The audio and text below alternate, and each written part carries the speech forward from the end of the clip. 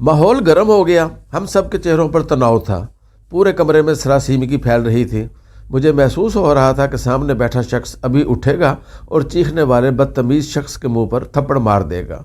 हमारे सामने वो शख्स उठा, लेकिन थप्पड़ मारने के बजाय बाथरूम में गया, वज़ू किया, जाए नमाज उठाई और दूसरे कमरे में चला गया। हम उसे शीशे की दूसरी तरफ नमाज पढ़ते देख सकते थे। गुस्से में तिलमिलाते शख्स ने पानी के 3 गिलास चढ़ाए और किसी से टेलीफोन पर बात करने लगा। वो जो बात करता जा रहा था, उसका टेम्परेचर नीचे आता जा रहा था। फ़ोन बंद हुआ तो उसने शर्मिंदगी से हमारी तरफ देखा और माजरत खाना लहजे में बोला, मैं माफ़ी चाहता हूँ, मेरे एजेंट ने मुझे गलत बताया था। मेरी फ़ाइल वाकई यहाँ से पास हो गई थी। मैंने नादानी में बेग साहब से ज़्यादती कर दी। मैं बहुत शर्मिंदा हूँ। हमने शीशे की दूसरी तरफ देखा। बेग साहब नहायत खुशू व खुजू से नमाज़ पढ़ रहे थे। हम खामोशी से कभी तिलमिलाते शख्स को देखने लगते और कभी नमाज़ पढ़ते बेग साहब को। बेग साहब ने नमाज़ ख़त्म की, जाए नमाज लपेटी और दुरूद शरीफ पढ़ते पढ़ते कमरे में वापस आ गए। जाए नमाज रखी और तिलमिलाते शख्स की तरफ देखकर इत्मीनान से बोले, मेरे भाई, आप जाकर तहकीकात कर लें। मैंने वाकई आपकी फ़ाइल भिजवा दी थी। आपको अगर फ़ाइल ना मिले तो आप 1-2 दिन में वापस आ जाएं, हम दोनों मिलकर तलाश करेंगे। वो शख्स रूहान सा हो गया और सर झुकाकर बोला, बेग साहब, मैं आपसे माफ़ी चाहता हूँ। आप दुरुस्त फरमा रहे थे। मेरे एजेंट ने मेरे साथ झूठ बोला था। बेग साहब उठे, तिलमिलाते शख्स को गले लगाया और थपकी देकर रुखसत कर दिया। वो शख्स शुक्रिया अदा करता करता गाड़ी में बैठ गया। मैं इस तमाम सूरत हाल को हैरत से देख रहा था। मैंने तिलमिलाते शख्स के जाने के बाद बेग साहब से पूछा, सर, आपको इस शख्स की गालियों, बदकलामी और बदतमीज़ी पर गुस्सा क्यों नहीं आया? वो मुस्कराकर बोले, आपको किसने बताया कि मुझे गुस्सा नहीं आया? मैं गुस्से से खोल रहा था। मैंने अर्ज़ किया, लेकिन आपने इसका इजहार नहीं किया, जबकि आप सच्चे और वो शख्स झूठा था। वो मुस्कराकर बोले, क्योंकि मैं गुस्से की केमिस्ट्री को समझता हूँ और जो शख्स इस केमिस्ट्री को समझता हो वो बड़ी आसानी से गुस्सा कंट्रोल कर सकता है। मैंने पूछा, सर, गुस्से की केमिस्ट्री क्या है? वो मुस्कराकर बोले, हमारे अंदर 16 केमिकल्स हैं। ये केमिकल्स हमारे जज्बात, हमारे इमोशन बनाते हैं। हमारे इमोशन हमारे मूड्स तय करते हैं और ये मूड्स हमारी पर्सनैलिटी बनते हैं। मैं खामोशी से उनकी तरफ देखता रहा। वो बोले, हमारे हर इमोशन का दौरानिया 12 मिनट होता है। मैंने पूछा, मसलन? तो वो बोले, मसलन गुस्सा एक जज्बा है। ये जज्बा केमिकल रिएक्शन से पैदा होता है। मसलन हमारे जिस्म ने इंसुलिन नहीं बनाई, या ये ज़रूरत से कम थी, हमने ज़रूरत से ज़्यादा नमक खा लिया, हमारी नींद पूरी नहीं हुई, या फिर हम खाली पेट घर से बाहर आ गए। इसका क्या नतीजा निकलेगा? हमारे अंदर केमिकल रिएक्शन होगा। ये रिएक्शन हमारा ब्लड प्रेशर बढ़ा देगा और ये ब्लड प्रेशर हमारे अंदर गुस्से का जज्बा पैदा कर देगा। हम भड़क उठेंगे, लेकिन हमारी ये भड़कन सिर्फ 12 मिनट तवील होगी। हमारा जिस्म 12 मिनट बाद गुस्से को बुझाने वाले केमिकल पैदा करेगा और यूँ हम अगले 15 मिनटों में कूल डाउन हो जाएंगे। चुनाचे हम अगर गुस्से के 12 मिनटों को मैनेज करना सीख लें तो फिर हम गुस्से की तबाहकारियों से बच जाएंगे। मैंने अर्ज़ किया, क्या ये नुस्खा सिर्फ गुस्से तक महदूद है? वो मुस्कराकर बोले, जी नहीं, हमारे 6 बेसिक इमोशंस हैं, गुस्सा, खौफ, नफ़रत, हैरत, लुत्फ़ और उदासी। इन तमाम इमोशंस की उम्र सिर्फ 12 मिनट होती है। हमें सिर्फ 12 मिनट के लिए खौफ आता है। हम सिर्फ 12 मिनट कह लगाते हैं। हम सिर्फ 12 मिनट उदास होते हैं। हमें नफ़रत भी सिर्फ 12 मिनट के लिए होती है। हमें 12 मिनट गुस्सा आता है और हम पर हैरत का गलबा भी सिर्फ 12 मिनट रहता है। हमारा जिस्म 12 मिनट बाद हमारे हर जज्बे को नॉर्मल कर देता है। मैंने अर्ज़ किया, लेकिन मैं अक्सर लोगों को सारा दिन गुस्से, उदासी, नफ़रत और खौफ के आलम में देखता हूँ। ये सारा दिन नॉर्मल नहीं होते। वो मुस्कुराकर बोले, आप इन जज्बों को आग की तरह देखें। आपके सामने आग पड़ी है।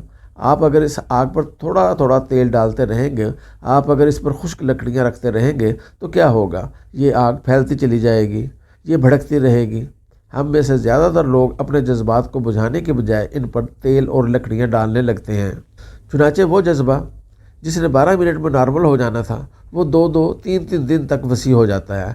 हम अगर 2-3 दिन में भी ना संभलें तो वो जज्बा हमारा तवील मूड बन जाता है और ये मूड हमारी शख्सियत, हमारी पर्सनैलिटी बन जाता है। यूँ लोग हमें गुसील खां, अल्लाह देता उदास, मलक खौफजदा, नफ़रत शाद, मियाँ कह कहा साहब और हैरत शाह कहना शुरू कर देते हैं।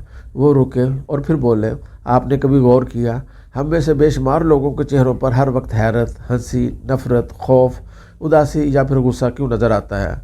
वजह साफ ज़ाहिर है। جذبے نے 12 منٹ کے لیے ان کے چہرے پر دستک دی، لیکن انہوں نے اسے واپس نہیں جانے دیا، اور یوں وہ جذبہ حیرت ہو، کہا ہو، نفرت ہو، خوف ہو، اداسی ہو یا پھر غصہ ہو، وہ ان کی شخصیت بن گیا، وہ ان کے چہرے پر ہمیشہ ہمیشہ کے لیے درج ہو گیا۔ یہ لوگ اگر وہ 12 منٹ مینج کر لیتے تو یہ عمر بھر کی خرابی سے بچ جاتے، یہ کسی ایک جذبے کے غلام نہ بنتے، یہ اس کے ہاتھوں بلیک میل نہ ہوتے۔ میں نے عرض کیا، اور کیا محبت جذبہ نہیں ہوتا؟ انہوں نے فوراً جواب دیا، محبت اور شہوت دراصل لطف کے والدین ہیں، یہ جذبہ بھی صرف 12 منٹ کا ہوتا ہے۔ آپ اگر اس کی بھٹی میں نئی لکڑیاں نہ ڈالیں تو یہ بھی 12 منٹ میں ختم ہو جاتا ہے، لیکن ہم بیوقوف لوگ اسے زلف یار میں باندھ کر گلے میں لٹکا لیتے ہیں اور یوں مجنوں بن کر ذلیل ہوتے ہیں۔